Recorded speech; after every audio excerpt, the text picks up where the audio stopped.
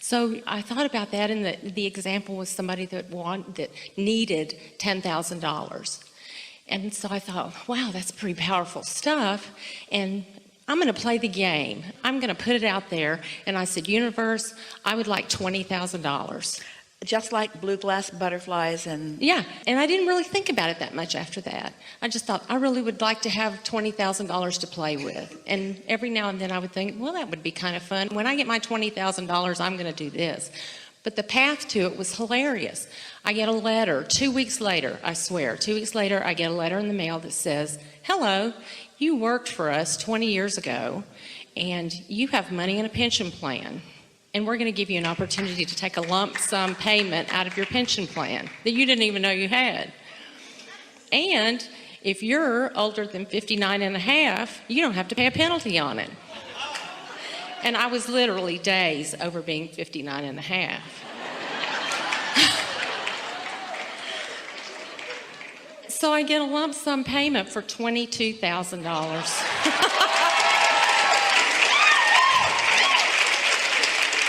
And it was no effort. And I had a blast with the way the whole thing evolved. When I got the money, that was fun too. But it was still, the whole way that the thing evolved was hilarious to me. Before you give us too much description of that, because we want to go back and get some of that, we have two more stories that we want to tell you that are sort of kind of like that were told to us in the same seminar a few weeks ago. So a woman said that she was wanting to come to one of these seminars and was trying to make her way there. The expense was a big of an issue for her, and so her friend arranged through an airline that she is affiliated with to get her some standby tickets. So the two girls were flying from two different cities, and they were on their way to Chicago. And when she got to the airport, she went right through the security. That part of it was really easy for her. And then when she went to get to the flight, she did not get on that flight. It was full, so she was not able to stand by and get on. So then she did not feel discouraged. She was thinking that the next one, it would happen for her, but the next flight came and she didn't get on it either. So she is still feeling optimistic and very appreciative of her friend. She calls her friend, who is getting ready to board her flight in another city, and said, well, I didn't get on either of these flights. Do you have any suggestions? And her friend said, well, maybe you could fly to New York, and maybe there would be more flights from there to where you want to be.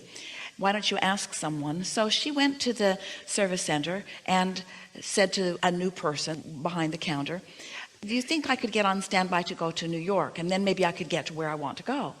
And the woman behind the counter said, well, where do you want to go? And she said, Chicago. And the woman paused for a minute and said, well, I think I have a plane going there. Let me check for a little bit. She went out, came back. She said, yes, I can get you on this plane. So the woman was so excited that all of a sudden here came this flight for her. And when she went down to get on the airplane, she was the only passenger on the plane. There was a flight crew, there was a pilot, there were flight attendants. She was the only passenger on the plane. And the flight attendant stood in front of her and did the safety announcement. And then the pilot came on the intercom and said, ma'am, addressed her directly. And in the same seminar, another woman said she wanted to come to the gathering, couldn't figure out where she was going to get the money, talked to her friend about it, who had introduced her to Abraham and to law of attraction. And they were being very playful about it, as you were describing yourself. And one day, several days before the event was taking place, they were taking a walk through the woods where the leaves are falling, and she looked over and she saw something sort of shining under a leaf, sort of, and she pulled it out, and it was a big diamond earring. Couldn't possibly be real. It's too big to be real, but it was a $9,000 diamond. And so she had no problem making her way to the seminar. And so what we want to ask you to think about those examples and this example, and we especially want you to think about it. So what were the components? What was the mood within you? In other words, you kept using the word playful. You were being playful about it. So it wasn't urgent. In any of these stories where instant manifestation or nearly instant manifestation came about, no one was worried about how it was going to happen. And this is what we really want to say about all three of these. When you know what you want and why you want it, but you are not invested in how it's going to come, when it's going to be there, who's going to bring it, because those questions to which you don't know answers cause you to put engines on the other end of your train. If you're just asking and not doing that thing you do that contradicts your asking, it will come, and it will come fast. And so once you have experiences like that, and another and another and another, after a little while you start to recognize the formula. And this is the thing that someone else listening into a story has a harder time getting, because the formula that we want you to pay attention to is the emotional formula. It's the way you feel about it. In other words, when you say, I'm playful about it, anyone listening to you talking about how fun it would be for $22,000 to just come, they may or may not be feeling playful. They may really need the $20,000, or they may not believe that it could come. And that's what you talked about that I listened to that started the whole thing. It would just, I guess it clicked for me finally. And that's why we say start with something easy. And by something easy, it means something that you haven't beaten to death with your doubt. Something that you're not so wadded up in that you can't find a breakthrough. Start with easy things and let the universe show you.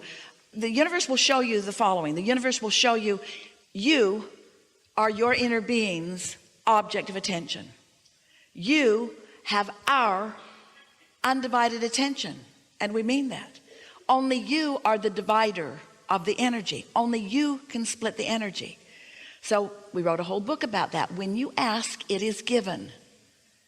Question is, how do you receive the impulse? How do you be in the right place at the right time? There are people that get those letters and don't even open them. A person in a funk might even see that as junk mail. There are all kinds of things that keep you from receiving what you are wanting. Well, you had talked about being kind to yourself and be easier and rest more. And I had really started doing a lot of that. I'd been really busy, but I thought I need to take some time for me. So I'm sitting on my back porch, and we live in the country and it's beautiful.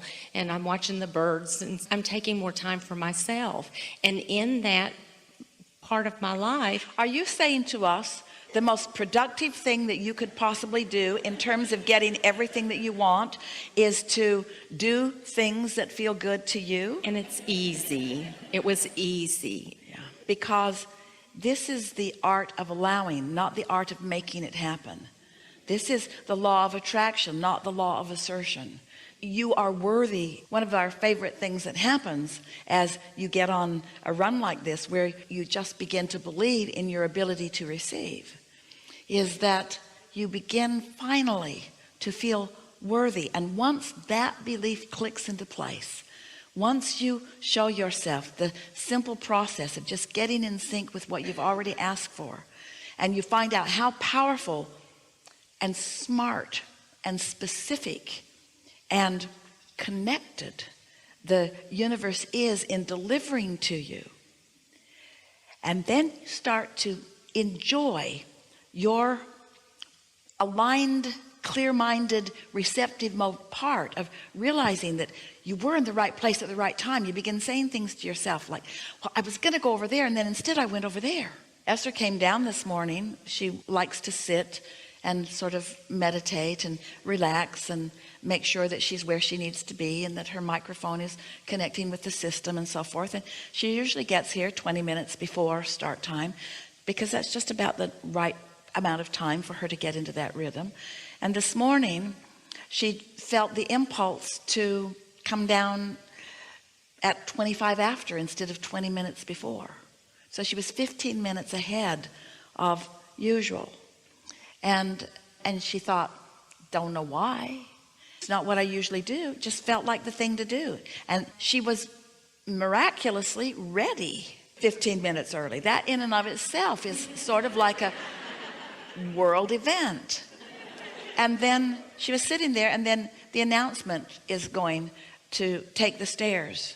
And Esther thought, somebody knew that was coming. Somebody knew that that announcement to take the stairs was coming. Somebody knew that my path of least resistance was to come down a little early rather than climb down the stairs at the time that I'd planned on coming. In other words, your source, your resources, there is so much information that is to your benefit. In fact, all of the information is only to your benefit. And so when you are nice enough to yourself to chill enough that you're in the receptive mode. Esther got the impulse and she didn't say, oh no, I can't go early. She got the impulse and thought it was the path of least resistance. When you're in that flow, the path of least resistance is just the one that you follow. All I have to do sometimes, and that's why I say it's hilarious, is if I can't find something or I'm trying to I'm looking for some inspiration for things. If I will just sit and be still for a few minutes, I'll just say, where is it? I can go straight to whatever it is I'm looking for. The be still is the operative word, because be still in your mind, which means no contradictory thought flowing, and then the momentum that's already established will take you to anywhere you want to be. There is nothing that you cannot be or do or have. Now that's worded a little awkwardly. You can be or do or have anything that you choose is a much nicer way of saying it, much more in alignment way of saying it. But in any way we say it and in any way you hear it, there are no limits for you. If this time-space reality, as you've been sifting through life, had the wherewithal to cause you to put something in the vortex, and it did, and universal forces and your inner being and the law of attraction have gathered up the cooperative components, and you are in that receptive mode, it must be, it must be, it must be. And so if something is not being, now you know the reasons why. You're trying too hard. I just wanted to say thank you. Yeah. My life is wonderful, and I Yeah. really appreciate it. Yeah, really good. Thank you.